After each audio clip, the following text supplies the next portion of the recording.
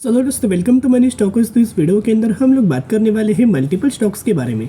सबसे पहले हम लोग बात करने वाले हैं ट्राइडेंट के बारे में। तो ट्राइडेंट का अगर आप बेसिकली परफॉर्मेंस देखोगे तो ऑलमोस्ट हमें नई के बराबर कंपनी ने परफॉर्म किया, लेकिन 37 रुपीज़ के आसपास हमें कहीं ना कहीं ट्राइडेंट की क्लोजिंग नज़र आ चुकी है। कंपनी तो फंडामेंटली बहुत ज़्यादा स्ट्रॉन्ग है, लेकिन कंपनी के अंदर तेज़ी बिल्कुल भी नज़र नहीं आ रही।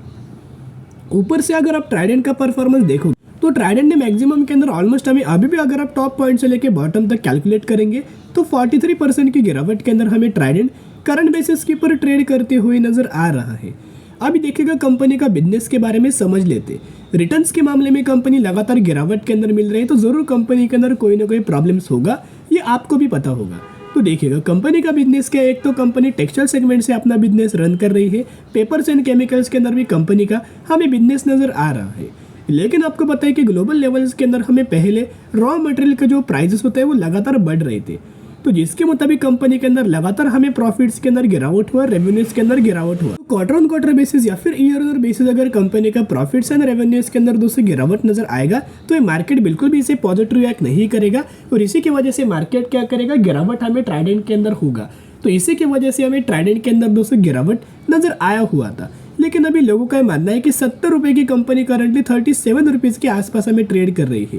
ये साथ में सही मौका है क्या 37 रुपीज़ की कंपनी 70 रुपीज़ के लेवल फिर से अचीव कर पाएगी। चलिए एनालिसिस कर लेते। सबसे पहले कंपनी का अगर आप पैरामीटर्स देखोगे, जब तक इन पैरामीटर्स के अंदर ग्रोथ नहीं आएगा तब तक हमें ट्राइडेंट के अंदर कोई रैली नजर नहीं आएगा। अभी देखिएगा कंपनी का सेल्स का अगर आप डेटा देखोगे तो ऑलमोस्ट हमें 1640 करोड़, 1570 करोड़ एंड 1490 करोड़ लगातार हमें सेल्स के डेटा के अंदर दोस्तों गिरावट है।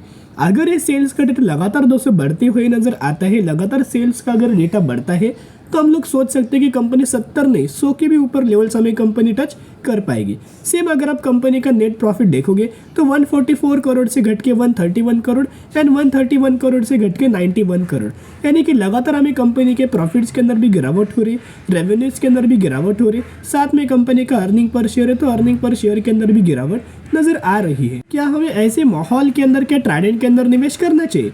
मैं तो दोस्तों बिल्कुल भी निवेश नहीं करना चाहूँगा। रिस्की जो लोग होंगे वो निवेश करके चल सकते हो, यानी कि अगर कंपनी फिर क्वार्टर टू रिजल्ट्स के अंदर कंपनी का दोस्तों परफॉर्मेंस अगर गिरता है, कंपनी अगर अच्छा परफॉर्म नहीं करती, तो आप समझ सकते हो कंपनी के अंदर फिर हमें गिरावट हमें और नज़र आ सकते, और फिर कंपनी ऑलमोस्ट हमें 30 से भी नीचे लेवल्स हमें टच करते हुए नज़र आ सकते।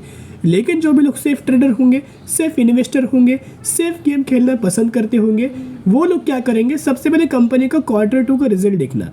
रिजल्ट अगर अच्छा आता है तो आप निवेश करके चल सकते हो। जिन भी लोगों ने पहले से कंपनी के अंदर बाइंग किया है वो अभी भी आने वाले फ्यूचर के लिए होल्ड करना। कंपनी बिल्कुल भी बुरी नहीं है, कंपनी अच्छी है, लेकिन क्या है ना, पैरामीटर्स कंपनी को अच्छा शो करना ही पड़ेगा, तो ही हम लोग बोल सकते हैं कि कंपनी आने वाले सालों में अच्छा रिटर्न्स हमें शेयर होल्डर्स को प्रोवाइड करते हुए नजर आ सकती है। अभी हम बात करने वाले हैं शेयर होल्डिंग पैटर्न्स के अंदर, जहां प्रमोटर्स के पास 73% की होल्डिंग है। बहुत ही अच्छी कैसी बात है कोई भी कंपनी के लिए। एफआईएस के पास देखोगे तो ऑलमोस्ट लगातार एफआईएस खरीदारी कर रहे, 2.36% से बढ़ के 2.43, 2.43% से बढ़ के 2.47, तो लगातार एफआईएस के द्वारा दोस्तों हमें खरीदारी नजर आ रही है। डीएस के पास भी अच्छे खासे डिसेंट तरीके से स्टेक है, एंड पब्लिक के द्वारा दोस्तों यह अच्छे खासे बेसिस के ऊपर मेंटेन हमें स्टेक किया जा रहा है। अगर आप यहाँ म्यूचुअल फंड्स का अपडेटेड डेटा के बारे में दोस्तों यहाँ देखोगे तो सितंबर 2030 का अपडेटेड डेटा के बारे में हम लोग बात करें, जब 15 म्यूचुअल फंड्स की बाइंग एंड 4 म्यूचुअल फंड्स की सेलिंग नजर आ रही है। जब मैक्सिमम के अंदर देखोगे तो लगातार म्यूचुअल फंड्स की खरीदारी इस कंपनी के अंदर नजर आ रही है। तो दोस्तों आपको रिक्वेस्ट करना चाहूंगा, करंट बेसिस के ऊपर वेट एंड वॉच आप करना। जो भी लोग सेफ खेलना चाहते हो रिजल्ट पहले देखना, उसके बाद निवेश करना।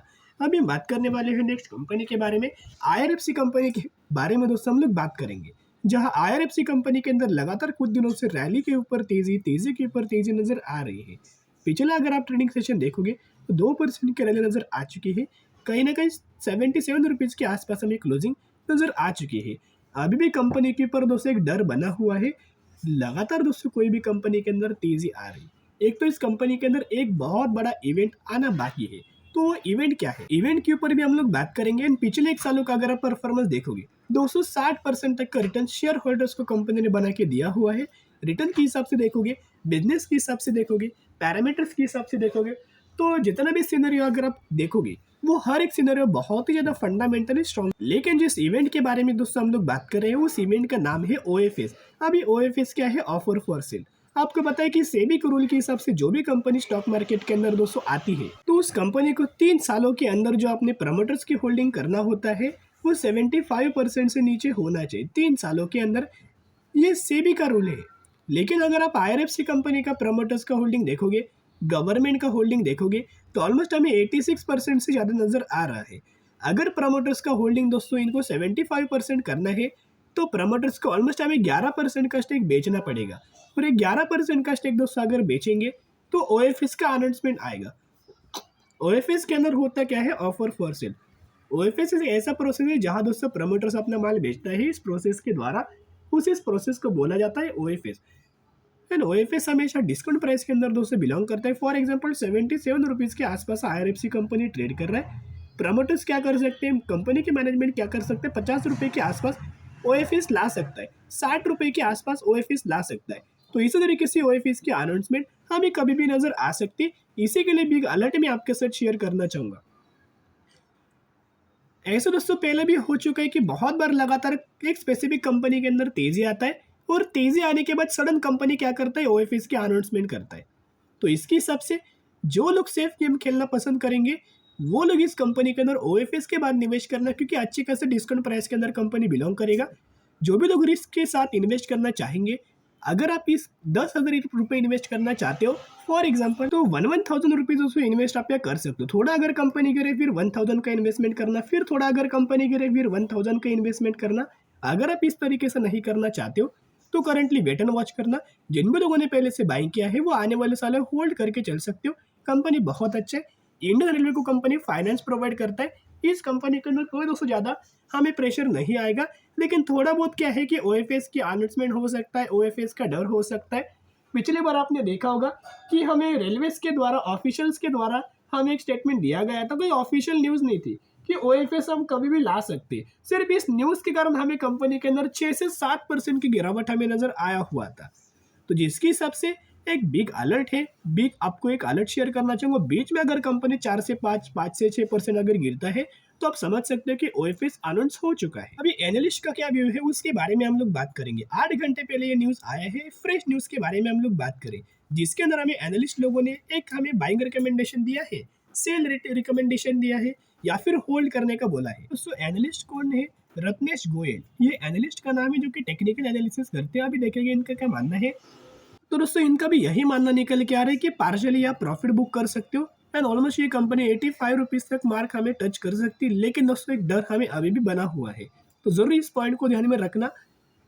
कंपनी बेसिकली अच्छा है। इंडियन रेलवे को कंपनी फाइनेंस प्रोवाइड करता है, नए नए प्रोजेक्ट्स कंपनी को मिलते रहते हैं। तो आने वाले साल में बहुत ही अच्छा खासा कंपनी कमाल करके दे सकती है।